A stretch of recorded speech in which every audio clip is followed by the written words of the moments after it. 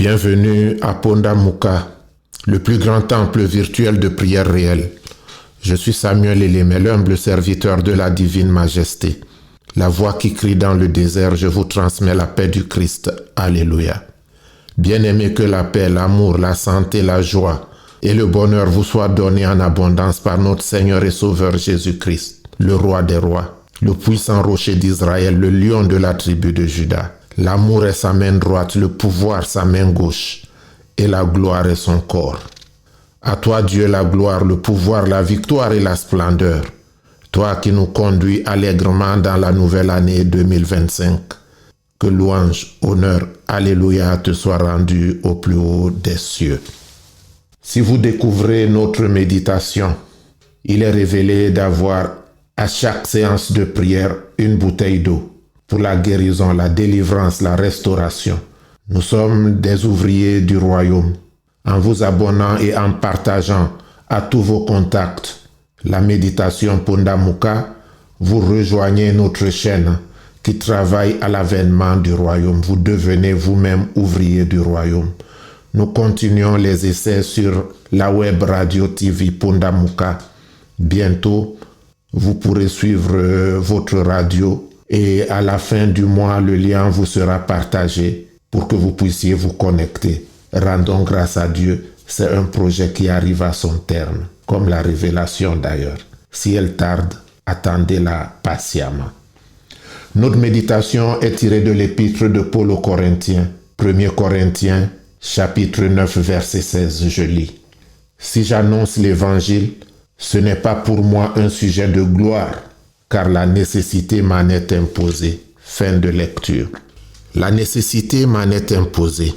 La nécessité nous en est imposée par la présence du Seigneur lui-même dans nos vies. Si sa présence n'est pas éteinte par nos fautes, nos péchés, nos transgressions, nous éprouverons le besoin de donner aux autres ce que nous avons reçu de lui. Si ce n'est pas le cas, alors quelle en est la raison?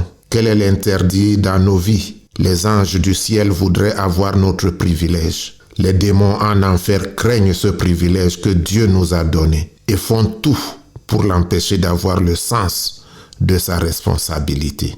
La nécessité nous en est imposée par le monde qui nous entoure. La présence d'un seul inconverti devrait nous troubler jusqu'à nous enlever le repos.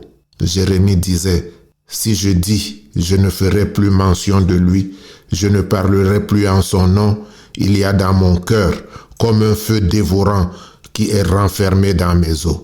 Je m'efforce de le contenir et je ne le puis. » Jérémie 29.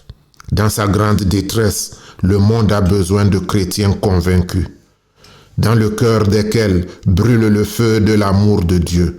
Que notre cœur et nos mains ne restent pas fermés devant le frère qui pour Christ est mort, alors qu'il est en danger de paraître en jugement devant Dieu sans connaître son pardon.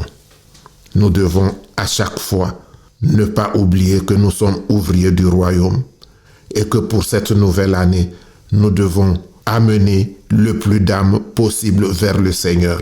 C'est pourquoi il est important pour chacun de nous de partager la méditation. Il est important pour chacun de nous de dire que Dieu est en nous, que Christ est en nous et que Christ attend de nous des résultats parce que la foi sans les œuvres est morte. Satan ne craint ni notre doctrine, ni notre profession. Ce qu'il craint, c'est ce feu qui brûle en nous et qui doit se propager à tout prix. Que ton feu, Seigneur, brûle en moi. Que ton feu, Seigneur, brûle en moi. Brûle en moi, brûle en moi, brûle en moi. C'est le moment de prendre votre bouteille d'eau. Au commencement était la parole. La parole était avec Dieu et la parole était Dieu. Elle était au commencement avec Dieu. Toute chose a été faite par elle et rien de ce qui a été fait ne l'a été sans elle. En elle était la vie et cette vie était la lumière des hommes. La lumière brille dans les ténèbres, mais les ténèbres ne l'ont pas reçue. Mais à tous ceux qui l'ont reçue, comme toi, elle donne le pouvoir de devenir enfants de Dieu.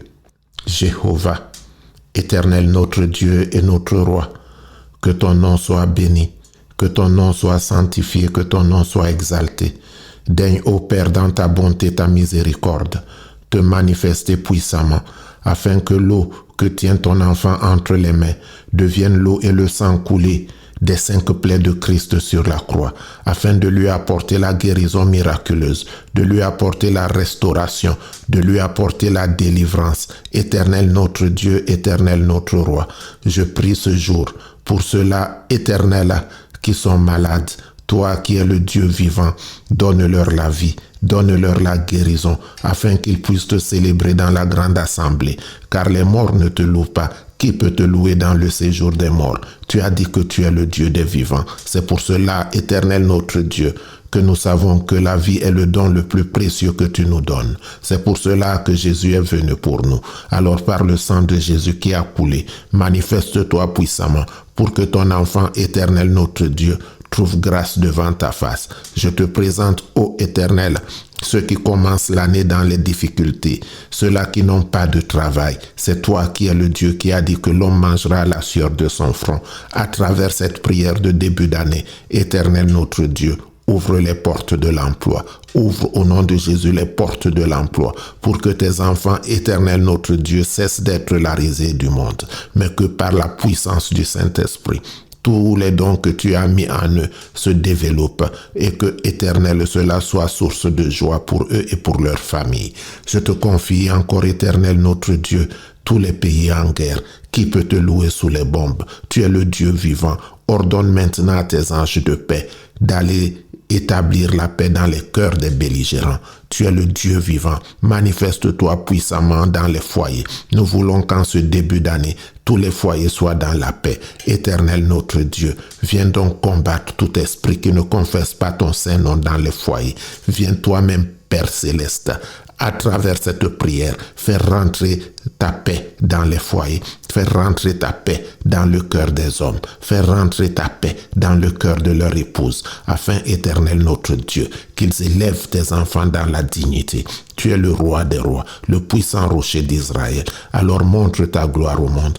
Une fois de plus, éternel notre Dieu, celles qui attendent la joie de l'enfantement sont devant toi. C'est toi qui sanctifie les entrailles, sanctifie leurs entrailles, sanctifie leurs entrailles, sanctifie leurs entrailles, afin qu'à pareil moment l'année prochaine, ils viennent témoigner que tu l'as fait dans leur vie.